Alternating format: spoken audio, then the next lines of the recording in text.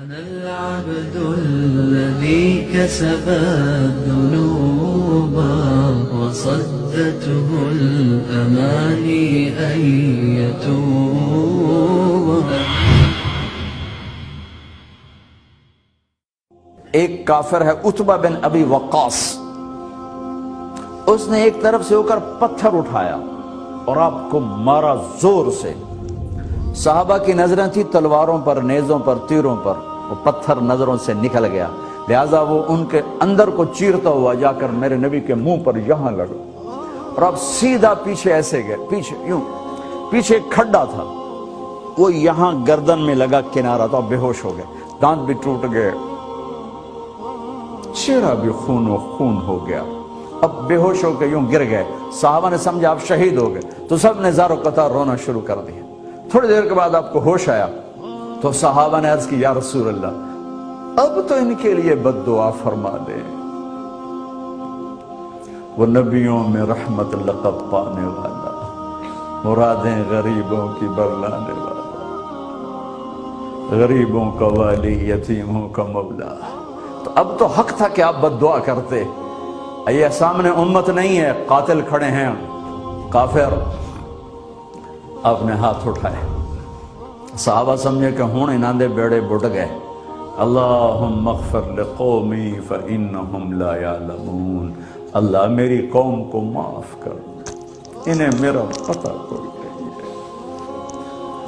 دیکھو میرے بھائیو، جس نے کافروں کے ساتھ یہ ہمدردی کے قتل کرنے والوں کے لیے دعا مانگی ہے، تو مسلمان ہو کر ایک دوسرے کو سلام کرنا چھوڑ چکے، ایک دوسرے کے پیچھے نمازیں پڑھنا چھوڑ چکے، ایک دوسرے پر کفر کے فتوے لگا کے بیٹھے ہوئے.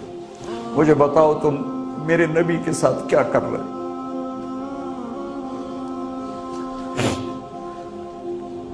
وہ تمہیں فرقوں میں بانٹ کر گئے تھے یا امت بنا کر گئے تھے؟ کیوں اس نادان کھیل میں اپنی زندگی برباد کرتے ہو؟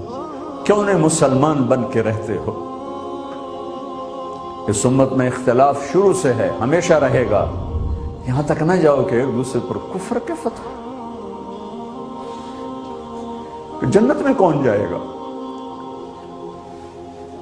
سنیوں نے کہا وہابی کافر، وہابیوں نے کہا سنی کافر، بریلیوں نے کہا دیوبندی کافر، دیوبندیوں نے کہا بریلوی کافر، شیعہ نے کہا سنی کافر، سنی نے کہا شیعہ کافر. جنت میں کون جائے گا؟ کچھ تو بھائیو میرے نبی کی محنت کی قدر کرو. میرے نبی تو غیروں کو اپنا بنانے آئے تھے، ہم نے اپنوں کو غیر بنا دیا. جو نفرت کی آگ وہاں بھڑک رہی ہے یہاں مت بھڑکاؤ. جاؤ میرے دیس میں دیکھو کتنے سر کٹ چکے، کتنے سہاگ اجڑ گئے، کتنی مائیں بے آسرا ہو گئیں، کتنی جوان بیٹیوں کی مانگ ویران ہو گئی. کیا اسی کا نام اسلام ہے؟ اسی کا نام عشق رسول ہے؟ اسے وہ دین کہتے ہیں. ایک دوسرے کی مسجدوں میں نہیں جاتے ہو، ایک دوسرے کے پیچھے نمازیں نہیں پڑھتے ہو،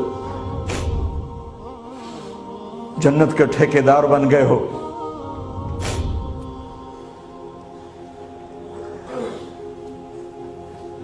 میرے نبی تو عبداللہ بن ابی کا جنازہ پڑھانے کھڑے ہو گئے تھے، جس کا کفر ابو جہل سے بھی بڑا ہے. ابو جہل اوپر کی دوزخ میں ہے، عبداللہ بن ابی سب سے نیچے کی دوزخ میں ہے. ان کے بیٹے آئے، یا رسول اللہ میرا باپ مر گیا ہے، اپنا کرتا دے دیں گے میں اس کو کفن دے دوں. ہم نے کہا لے لو. کرتا اتار کے دے دیا. آپ کہتے بدبخت منافق دفع ہو جا. دے دی کہ یا رسول اللہ آپ جنازہ پڑھائیں گے؟ کہاں پڑھوں گا. باقی منافقوں کا تو کسی کو پتہ نہیں تھا سوائے اللہ کے نبی کے، لیکن عبداللہ بن ابی کا منافق ہونا تو سب کو معلوم تھا. آپ جنازے کے لیے عمر سامنے آ گئے، یا رسول اللہ یہ کون ہے؟ کہ مجھے پتا ہے کون ہے. تو آپ اس کا جنازہ کیوں پڑھا؟ کہ شاید اللہ معاف کر. کہ عمر پیچھے ہٹ جا، مجھے پتا ہے یہ کو، میرے اللہ نے کہا ہے تو ان کے لیے دعا کر یا نہ کر، میں معاف نہیں کروں گا، میں کرتا ہوں شاید اللہ معاف کر دے۔ پھر فرمایا کہ میرے اللہ نے کہا اگر تو 70 دفعہ بھی ان کے لیے دعا کر تو میں معاف نہیں کروں گا۔ اگر میرا اللہ کہتا اے میرے محبوب اگر آپ 70 دفعہ اس کے لیے دعا کریں گے تو میں معاف کر دوں گا، تو میں اس کم بخت کا 70 دفعہ جنازہ پڑھا دیتا۔ مجھے بتاؤ تم کہاں سے یہ دین لے کر آئے ہو جس میں تم فرقوں میں بٹ گئے ہو، نفرتوں کی آگ تم نے لگا دی ہے، یہ کہاں سے اسلام آیا ہے؟ میں تمہیں اللہ اس کے رسول کا واسطہ دیتا ہوں، امت بن کے رہو، مسلم بن کے رہو، کوئی گنجائش نہیں، اپنے اپنے عقیدے پر پکے رہو، دوسرے کے لیے گنجائش رکھو۔ کیوں اس قدر ظلم و ستم ڈھائے ہوئے ہیں؟ میں نیا تبلیغ میں گیا، کالج سے نکلا، ہماری جماعت ایک گاؤں میں گئی، ایک مسجد میں، تو امام صاحب آئے، ہمیں ماں بہن کی گالیاں دی اور ہمارے بستر اٹھا کے باہر مسجد دھوو، کتے اندر واڑائے۔ میں حیران پریشان، میں تو کوئی نہیں جانتا تھا کہ مذہب کیا ہوتا ہے، فرقے کیا ہوتا ہے، میں تو کالج میں گانے والا تھا، ناچنے والا تھا، جنید جمشید کی طرح، مجھے تو دین کا پتہ تبلیغ سے پتہ چلا۔ میں حیران پریشان کہ یہ مولانا صاحب کہہ رہے ہیں کہ یہ گستاخ رسول ہیں، اب مسجد دھو دو، باہر کھڑے ہو، یہ مسجد میں کھڑے ہو کر ماں کی گالی دے رہے ہیں، بہن کی گالی دے رہے ہیں، تو پھر معیار دین کیا ہے؟ اتنی نفرت، اس قدر دوریاں۔ اگر ہم کافر تھے تو ہمیں گلے سے لگاتے، ہمارے نبی کی طرح ہمیں کھانے کھلاتے، ہمیں پانی پلاتے، پھر ہمیں بات سمجھاتے، لیکن ماں بہن کی گالیاں، مسجد میں کھڑے ہو کر، امام مسجد۔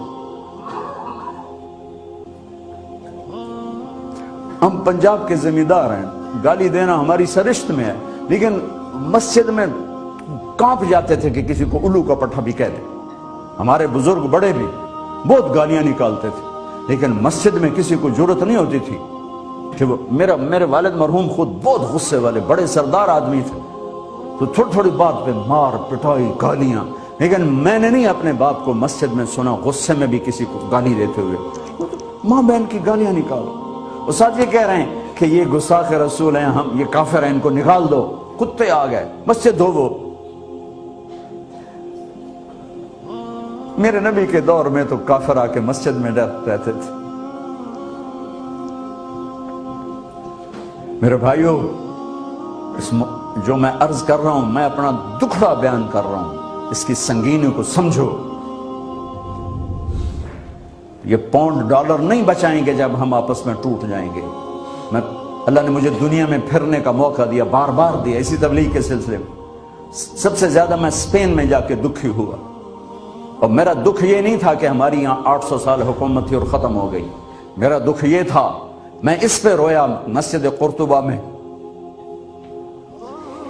کہ جس وجہ سے اسپین تباہ ہوا وہ ساری وجہ میرے دیس پاکستان میں موجود ہے اس وقت، اور ہوش نہیں ہے کسی کو۔ مذہب پر لڑائی، سیاست پر لڑائی، دین پر نفرت، سیاست پر نفرت، قوم پہ نفرت، صوبے پہ نفرت، پیشے پہ نفرت، نفرت نفرت نفرت۔ میرے نبی نے پوچھا اسلام کا سب سے مضبوط عمل کیا ہے؟ صحابہ نے کہا نماز، آپ نے کہا نہیں۔ صحابہ نے کہا جہاد، آپ نے کہا نہیں۔ صحابہ نے کہا روزہ، آپ نے کہا نہیں۔ صحابہ نے کہا حج، آپ نے کہا نہیں۔ کہ یا رسول اللہ پھر آپ بتائیں؟